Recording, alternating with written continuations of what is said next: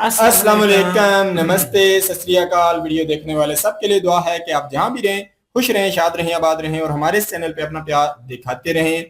नाम जाप करने के हवाले से हमने एक पहले भी वीडियो की है, अगर वो भी आप देखना चाहें वो भी मौजूद है, उसका लिंक डिस्क्रिप्शन में दे देंगे। एक और जो है नाम जाप करने के हवाले से और भी कुछ बातें इसमें ऐड हैं, तो कहते हैं कि ये भी आप देखें, इससे भी आपको कुछ समझने और सीखने के लिए मिलेगा। तो देखते हैं इस वीडियो के ऊपर हमारा ओपिनियन। अगर आप जानना चाहें तो वीडियो के लास्ट तक बने रहिए।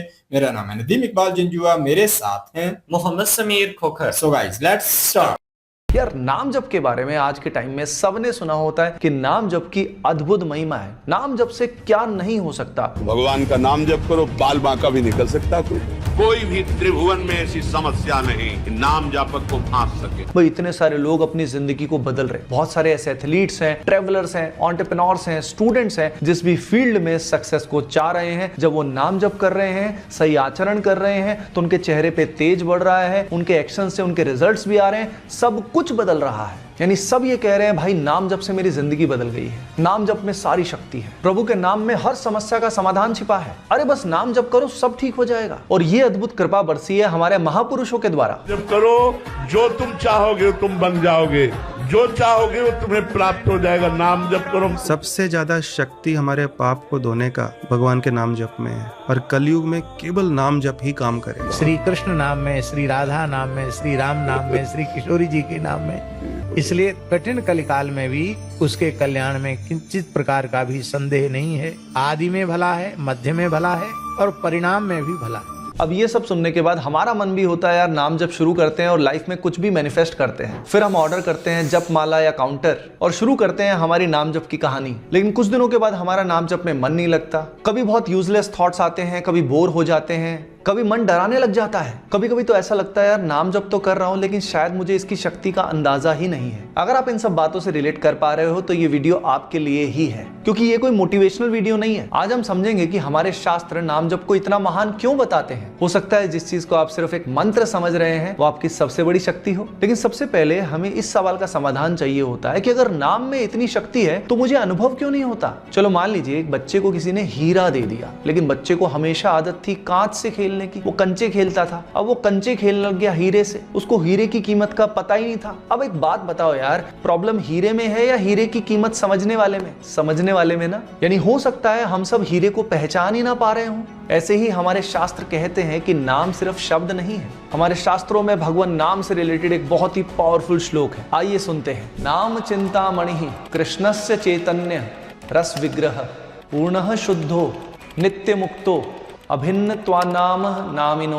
यानी सिंपल भाषा में भगवान और भगवान के नाम में कोई भेद नहीं है। समझ पा रहे हो? भगवान और भगवान के नाम में कोई भेद नहीं है। लेकिन जब आप नाम जप करते हो, क्या ये भाव आप में आ पाता है? आप सोचिए, अगर अभी श्री कृष्ण इस कमरे में आकर खड़े हो जाएं, तो क्या आपका मन इधर उधर भटकेगा? क्या मोबाइल देखेंगे? क्या फ्यूचर की टेंशन लेंगे? या पास्ट के रिग्रेट्स में जाएंगे? कहीं आप बोर तो नहीं हो जाएंगे? नहीं ना। लेकिन आपके काउंटर या माला पर वही श्री कृष्ण जब नाम बनकर आते हैं और हम सोचते हैं ये तो शब्द ही है। समझ रहे हो विनोद? प्रॉब्लम यहीं से शुरू होती है। कबीरदास कहते थे, मोको कहां ढूंढे रे बंदे, मैं तो तेरे पास में, ना मंदिर में ना मस्जिद में, मैं तो विश्वास में। चलो अब जानते हैं कि भगवान का नाम आखिर करता क्या है। अब यहीं पे ज्यादातर लोग गलती करते हैं। वो सोचते हैं नाम जप का मतलब है कुछ भी मांगो और मिल जाए, एग्जाम क्रैक हो जाए, बढ़िया रैंक आ जाए, बिजनेस बढ़िया हो जाए, रिलेशन बढ़िया हो जाए, जिंदगी शानदार हो जाए, हेल्थ स्ट्रांग हो जाए, चेहरे पे तेज आ जाए, रिलेशनशिप बेस्ट हो जाए। लेकिन शास्त्र इससे कहीं गहरी बात कहते हैं। वो बताते हैं कि नाम पहले एक्सटर्नल सिचुएशन यानी आपकी परिस्थिति को नहीं बदलता, वो पहले उस व्यक्ति का हृदय बदलता है। और जब व्यक्ति का हृदय यानी आपका मन बदलता है, वैसे ही आपकी एक्सटर्नल सिचुएशन बदलती जाती है। एक बहुत ही सुंदर श्लोक आता है श्रीमद् भागवतम में, शृण्वताम स्वकथा कृष्ण हृदयंतस्थो ह्य भद्राणी विधुनोति। यानी जब हम भगवान नाम का जप करते हैं तो श्री कृष्ण हमारे हृदय में बैठकर हमारी इम्प्योरिटीज को क्लीन करते हैं।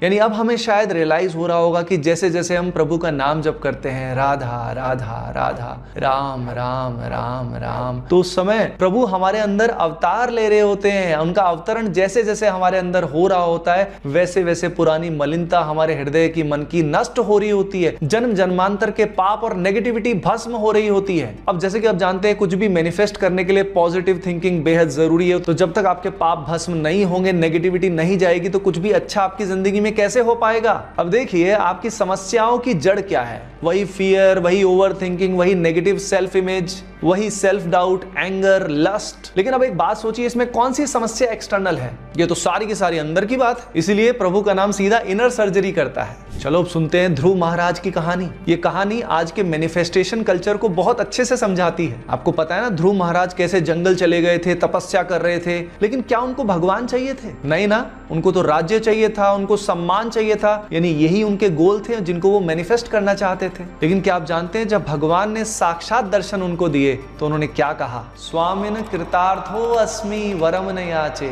यानी हे प्रभु, अब मुझे कुछ और नहीं चाहिए।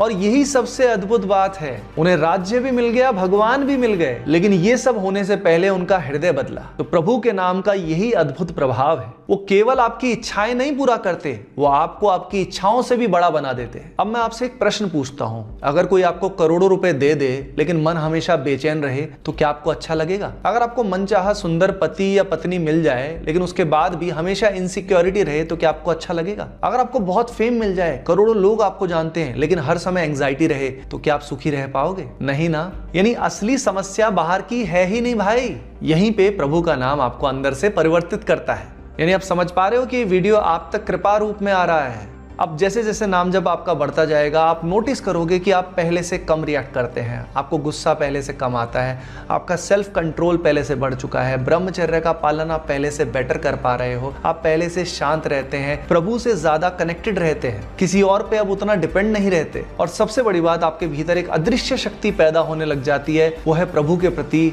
विश्वास। अब कलयुग का प्रभाव तो हम सभी जानते हैं। कलयुग में आसपास माया बड़ी प्रचंड है, यानी हमारे आसपास ऐसा एनवायरनमेंट होता है जिसमें डिस्ट्रैक्ट होना बहुत ही ऑब्वियस है। तो इसीलिए आप सभी के लिए हम लोगों ने संजीवनी टेलीग्राम कम्युनिटी बना दी है, जहां पे आप जैसे ही वो लोग जो सिंसियरली खुद को बदलना चाहते हैं, वो उससे लगातार जुड़ रहे हैं। अब इसका लिंक मैंने डिस्क्रिप्शन में डलवा दिया है, इसका हिस्सा आप जरूर बन जाइएगा। आपने श्रीमद् भागवतम में अजामिल की कहानी तो सुनी होगी। पहले बहुत पाप किए थे उसने जिंदगी में, लेकिन अंतिम समय में भगवान का स्मरण किया और परम धाम मिला। तो सोचिए, अगर आप रोज नाम जप करेंगे तो आपकी क्या गति होगी। आपके अंदर ऐसे ऐसे परिवर्तन हो रहे होंगे जो आप अभी नहीं देख पा रहे हैं। ना जाने कितने पुराने पाप भस्म हो रहे हैं, ना जाने कितनी पीड़ा जो आपको सहन करनी पड़ती जन्म जन्मांतर तक, वो खत्म हो रही है। हम शायद समझ भी नहीं सकते कितनी असीम कृपा चुपचाप काम कर रही है। और शायद यही कारण है कि कलयुग में भगवान ने कोई कठिन साधना नहीं दी, ना कोई जंगल जाने की शर्त, ना कोई तप करने की शर्त। हमारे शास्त्रों में कहा गया है, हरिर नाम एव केवलम,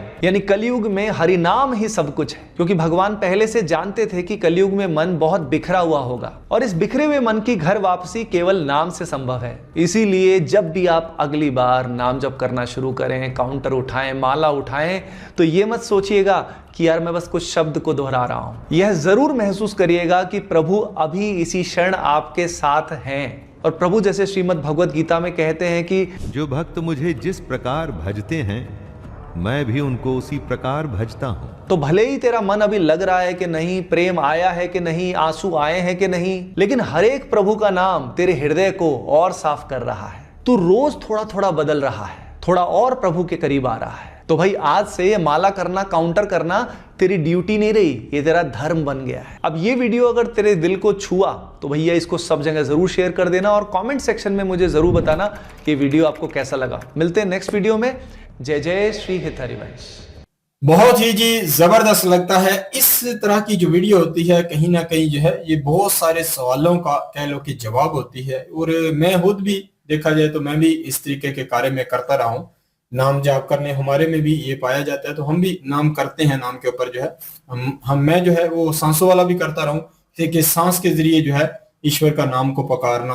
तो बाकी ये है कि सनातन में भी इससे बड़ा कह लो कि डीपली लिया जाता है, और बड़े बड़े गुरु जो है आपके वो इसके ऊपर बात करते हैं और लोगों को सजेशन देते हैं कि आप ये काम करें, अगर इस कलयुग में अगर कोई रास्ता है बचने का तो यही सबसे नाम जाप करना ही।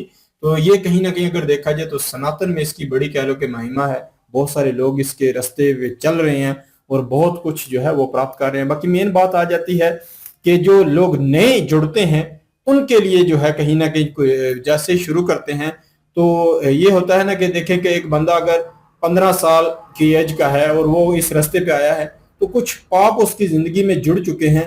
तो जब वो नया नया आता है इस रास्ते पे लगता है नाम जाप करता है काउंटर के जरिए तो वो चेंजिंग उसको एक नजर नहीं आती। तो क्या होता है कि मन के अंदर से वो जो कह लो कि दुनियादारी कि या कह लो कि या इस दुनिया में जो कहीं ना कहीं जो ऐसे इंसान को ट्रैक्शन देती हैं वो चीजें इतनी ज्यादा घर कर चुकी होती हैं उनको पहले निकालना। देखें कि पवित्र मन के अंदर ही आपको ना श्री कृष्ण जी का वही होगा कि आपके मन से वो गंदगी वो कह लो कि वो गंदी चीजें निकलेंगी, आपका मन पवित्र होगा तो ही श्री कृष्ण जी कहीं ना कहीं आपको दर्शन दे सकते हैं। जैसे इन्होंने गुरु जी का नाम लिया वो कहीं ना कहीं वो भी इसी रास्ते पे चले, उन्होंने जंगल की तरफ निकल गए तो उनके ख्वाहिशात थी उनकी।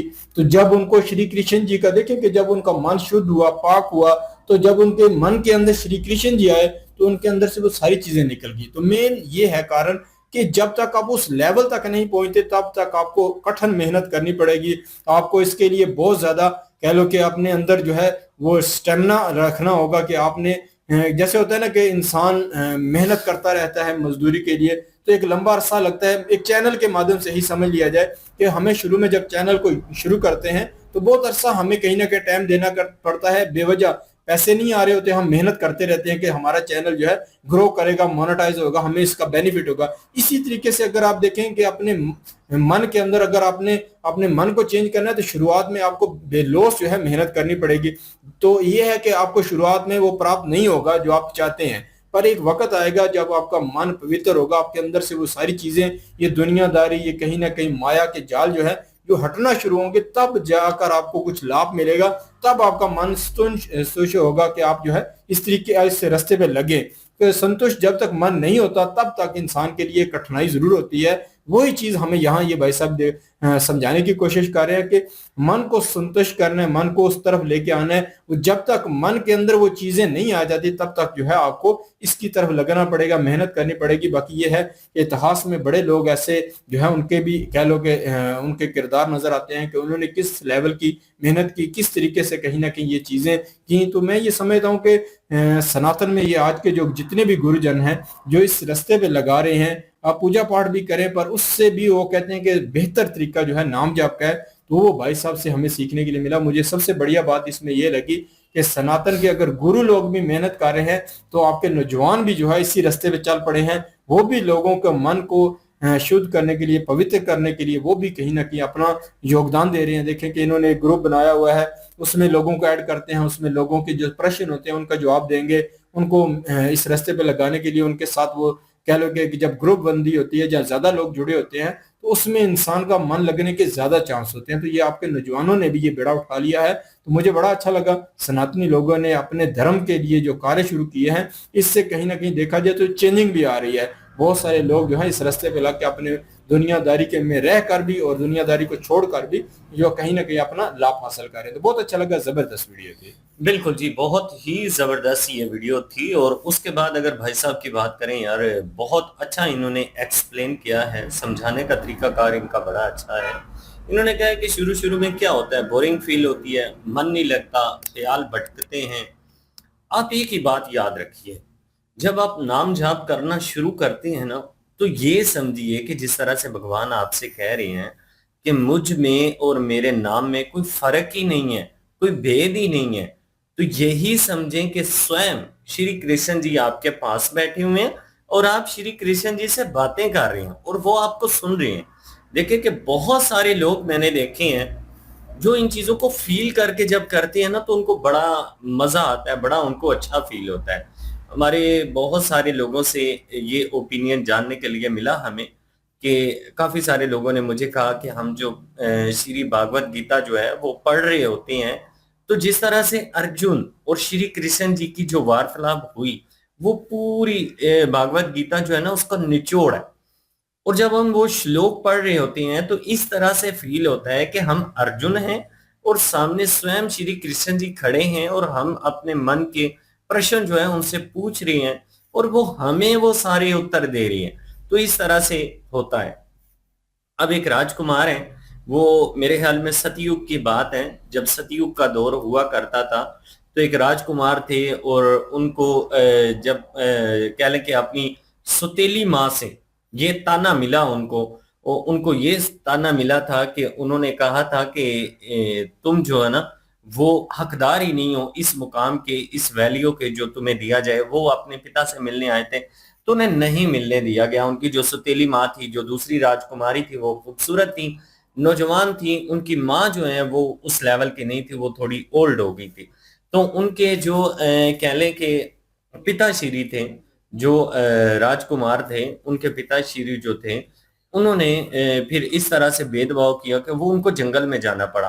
तो उनकी सौतेली माँ ने सिर्फ ये कह दिया, उन्होंने कहा है कि अगर तुम अपने पिता की गोद में बैठना चाहते हो, मुकाम पाना चाहते हो, वो वैल्यू चाहते हो ना, तो जब तुमने भगवान को पा लिया ना तो फिर तुम्हें पता चलेगा, फिर तुम्हें ये वैल्यू मिलेगी। जब तक तुम्हें भगवान नहीं मिलेगी तब तक ये वैल्यू नहीं मिलेगी।